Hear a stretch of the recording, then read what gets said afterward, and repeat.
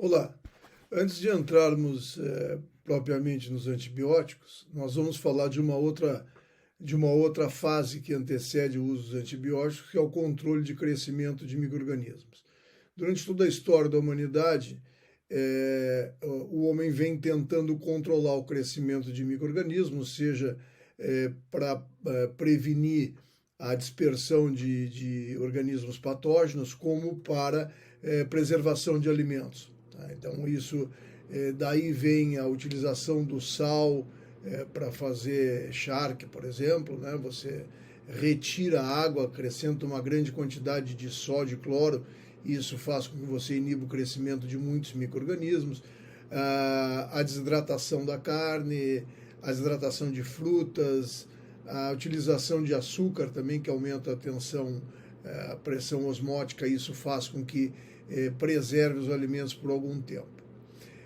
Mas essa apresentação ela é rápida, apenas para nós fazer uma introdução no controle de micro-organismos, lembrando a vocês algumas definições, como a definição importante de biocida, que difere bastante de antibióticos. Biocida é um agente químico geralmente de amplo espectro, ao contrário de alguns antibióticos, que têm espectro mais estreito. Inativa micro-organismos, exemplo aí, água oxigenada, um peróxido de hidrogênio, álcool, cloro, ciclohexamida e por aí vai. Os biocidas são geralmente de amplo espectro, em contraste com os anti-infecciosos, e essa é a grande diferença deles, e certamente a grande diferença que determina que eles têm uma toxicidade muito menos seletiva do que têm os antibióticos, e por isso não podem ser utilizados como ferramentas terapêuticas. Então, um biocida pode, como um antibiótico, ser bacteriostático, capaz de impedir a multiplicação bacteriana, mas não matar.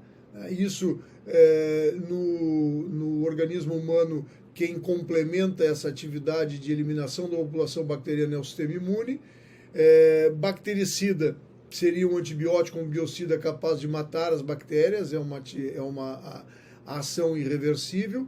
Esterilização é o processo que é definido como tornar um produto livre de organismos viáveis, incluindo esporos bacterianos. Alguns autores mais ousados dizem que o conceito de esterilização é um conceito mais filosófico do que científico, porque não se pode comprovar que micro-organismos que não crescem não estejam presentes naquele material esterilizado. O certo é que os processos de esterilização são extremamente úteis, porque eles permitem o manejo de equipamentos de hospital, de instrumentação, teoricamente livre de micro-organismos viáveis e certamente livre de micro-organismos que possam causar patogenia. Desinfetantes são produtos usados para reduzir o número de micro-organismos viáveis sobre um produto e uma superfície. Antisséptico é um biocida ou produto que destrói ou inibe o crescimento em tecido vivo. Essa seria a diferença, então, de desinfetante para antisséptico. Desinfetante em superfície inanimada, antisséptico em superfície viva. Fatores que influenciam a taxa de morte de micro-organismos, o número de micro-organismos, isso é extremamente importante, por isso a lavagem de mãos que antecede o uso de um biocida, seja ele desinfetante ou antisséptico, é fundamental, porque ela elimina parte daqueles micro-organismos, aumentando a potencialidade do biocida. Características dos micro-organismos, certamente, dependendo da característica dos micro-organismos, o tipo de vírus envelopado ou não, o tipo de bactéria com uma parede mais espessa ou não, você vai ter uma maior ou uma atividade diferente dos biocidas. Presença de fluidos orgânicos também é importante, por isso a limpeza, a remoção de pus, a remoção de sangue é facilitador da atividade antisséptica, porque a presença de fluidos orgânicos interfere com a atividade dos biocidas.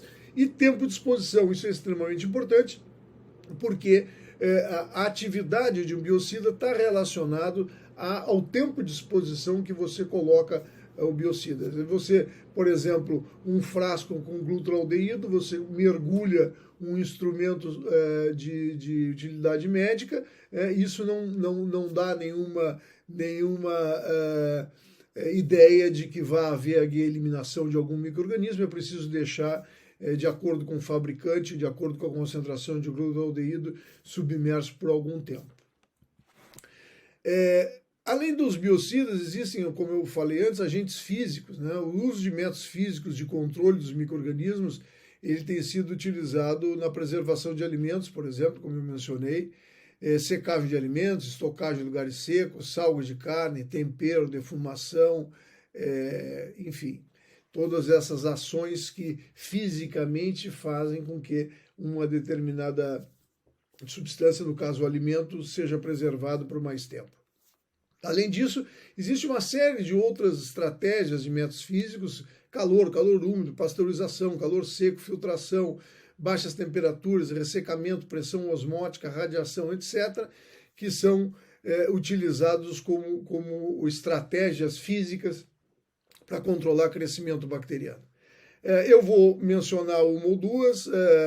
A principal delas é o calor, que é o agente preferido. Se ele não danificar o material pela sua ação, ele penetra mais facilmente em materiais do que o agente químico. O calor úmido é o mais utilizado, o grande instrumento de utilização nos hospitais e laboratórios que se baseia no calor úmido é o autoclave. Ele tem um bom poder de penetração, mata coagulando proteínas e rompendo pontes de hidrogênio, a coagulação é mais efetiva em presença de água, água fervente a 100 graus centígrados inativa a maioria das formas vegetativas, mas não é efetivo para muitos esporos. Entretanto, a água sob a pressão de uma atmosfera ferve a 121 graus e a essa temperatura esse sistema, esse ambiente é eficiente para matar esporos, formas vegetativas e vírus, e esse é o princípio da autoclavação. A autoclavação é controlada, em laboratório ela é controlada de forma mais simples, através de fitas indicadoras. Se realmente atingiu aquela temperatura, a fita apresenta essa informação, ou se utiliza esporos de bacilos estearotermófilos, que se coloca dentro de um caldo, que vai dentro do autoclave. Depois da autoclavação se semeia aquele caldo. Se houver crescimento, é porque o autoclave não funcionou. Se não houver crescimento, é porque os esporos foram eliminados e, portanto, nós atingimos o objetivo de autoclavação. A pasteurização eu trago aqui pela sua relevância, não só para evitar a acidificação do vinho, que foi com essa intenção que Pasteur foi contratado, né? Louis Pasteur foi contratado, na verdade, não para controlar micro-organismos, mas especialmente para preservar o maior produto francês da época, que era o vinho. Não é um método de esterilização, mas inativa patógenos como salmonella e bactéria. E aí ela tem a segunda grande utilidade depois do vinho, né, que é a redução do número de casos de tuberculose bovina, e de tuberculose bovina não, de tuberculose humana causada por Mycobacterium bovis. Na medida que o consumo de leite in natura era o veículo de transmissão do Mycobacterium bovis, agente particularmente importante na tuberculose bovina e que eventualmente também causa tuberculose humana. A partir da introdução da pasteurização no leite, houve uma redução na maioria dos países, uma redução significativa da transmissão desse patógeno para o homem e, portanto, a redução de tuberculose causada por essa bactéria. O leite, a estratégia é aquecer a 71,6 graus centígrados durante 15 segundos, é o que a indústria faz, e anteriormente o que se fazia era 62,9 graus centígrados por 30 minutos. Então esses são os pontos da pasteurização mais utilizados na indústria. O calor seco, por sua vez, é em forno, né? Ele é mais lento que o calor úmido, ele causa dano para a célula bacteriana por oxidação das células. Geralmente ele é utilizado para esterilizar objetos sólidos de metal, vidro, etc. A temperatura é em torno de 171 graus por 1 hora, 160 por 2 e 121 por 16. Portanto, vocês estão vendo que, de acordo com o tempo de exposição, há uma graduação de temperatura. E o exemplo no laboratório de calor seco é a chama do bico de Bunsen, né? O fogo esteriliza a pipeta, a alça, a boca de tubo de ensaio, etc. Por outro lado, nós temos métodos químicos, né, que são os biocidas, e eu vou citar apenas alguns, né, que são mais utilizados no nosso dia a dia, sabões e detergentes. Né, antes de qualquer coisa, uma vigorosa lavagem de mãos para remover muito desses produtos. Esse procedimento é eficaz para o controle de transmissão de muitos micro-organismos. O sabão contém álcalis e sódios que atuam contra muitas bactérias e destrói diferentes vírus. E é bom que se diga que os detergentes são passo preliminar do processo de asepsia, de antisepsia, tanto de laboratório quanto nos hospitais e nos locais de atendimento de saúde.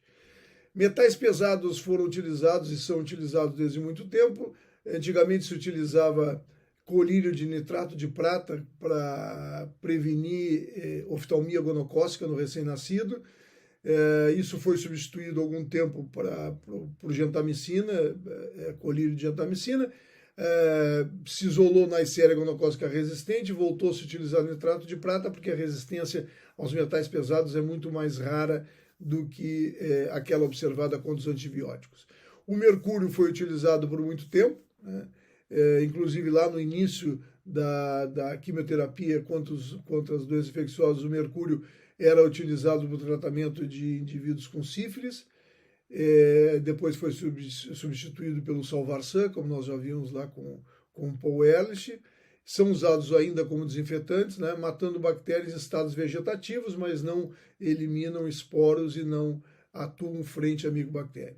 O selênio é um antigo metal pesado bastante utilizado para matar fungo, tem sido utilizado há muito tempo em shampoos e mais recentemente tem sido revisto como agente